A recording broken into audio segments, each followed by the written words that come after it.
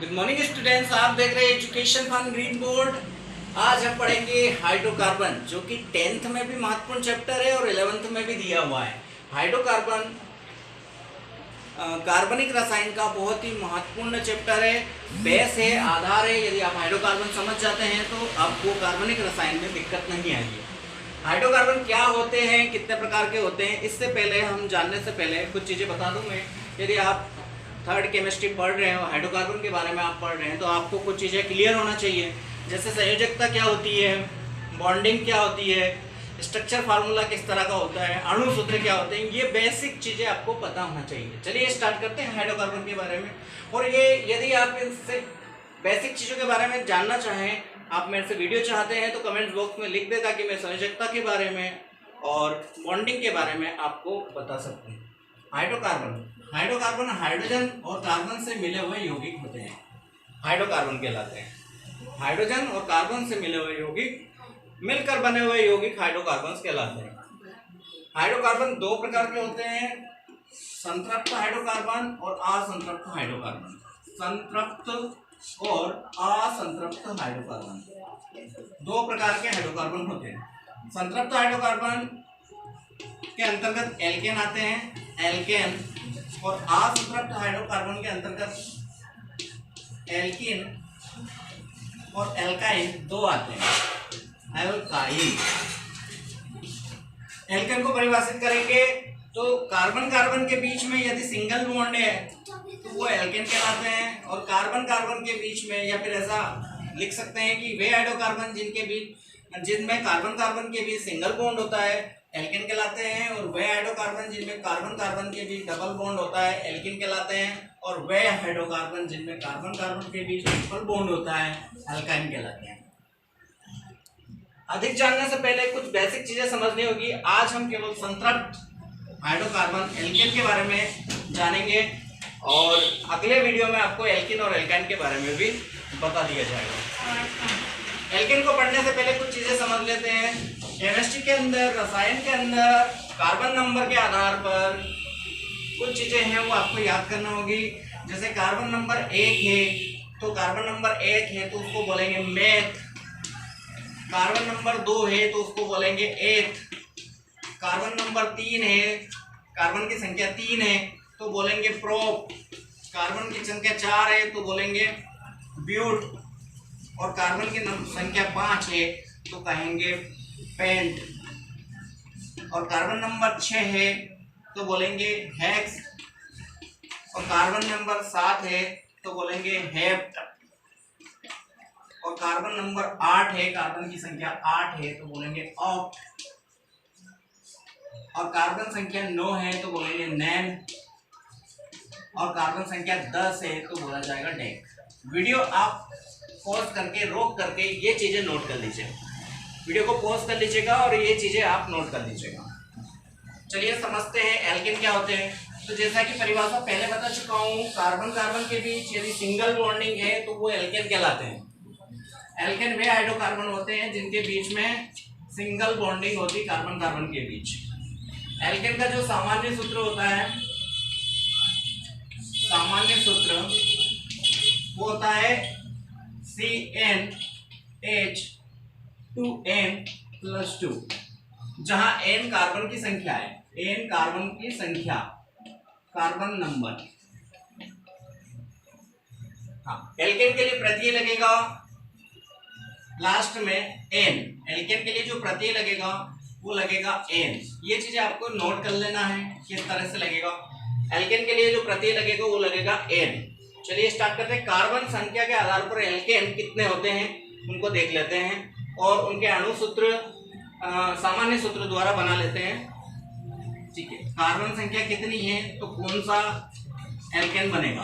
Carbon संख्या में लिख लेते हैं C1, C2, C3, C4। ये कार्बन की संख्या है इसके आधार पर। ठीक है, अब चूंकि हमारे पास सामान्य सूत्र लिखा है, सामान्य सूत्र को एक बार और लिख लेते हैं, साथ में सावधानी होगी।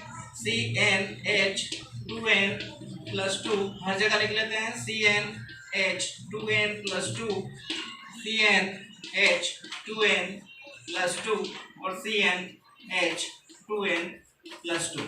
साथ में आपको कार्य भी मिलेगा, इसमें आप खुद बना के देखेंगे।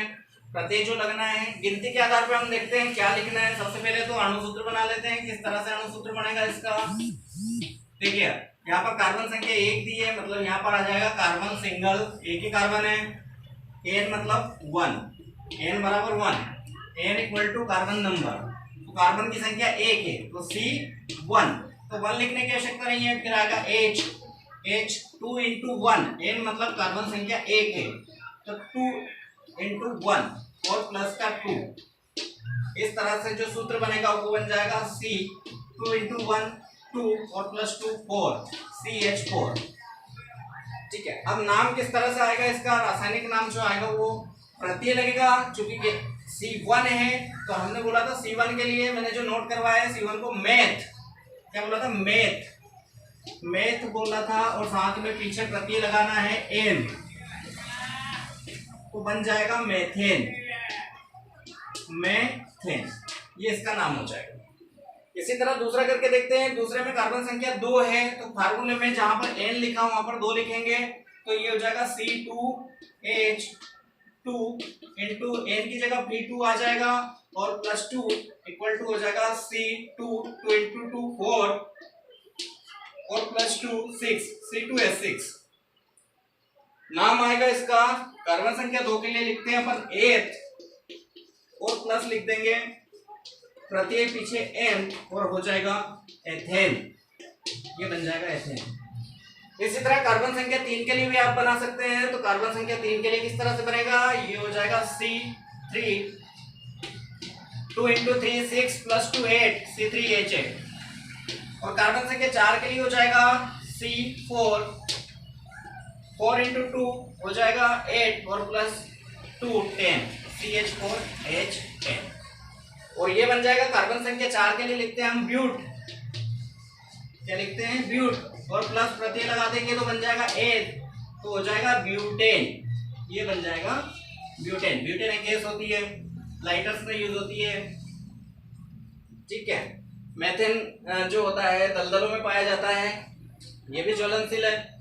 इस तरह से ये आपके एल्केन्स के लिए सामान्य सूत्र अणु सूत्र बन जाएंगे। ये अणु सूत्र आपके पास उपलब्ध हैं, तो आप स्ट्रक्चर फार्मूला भी बना सकते हैं। और नाम आप जो आपको स्टार्टिंग में जो गिनती से आपको रासायनिक रूप से जो नाम दिए गए थे उनमें आप प्रत्यय लगा के इस तरह से बना सकते हैं। एक स्ट्रक्चर फार्मूला बना के बता देता हूँ। सबसे पहले जैसे हमने कार्बन संख्या 1 के लिए मेथेन बनाया था, मेथेन कार्बन संख्या 1 की उसमें मेथेन बना था CH4, ये अणु सूत्र है,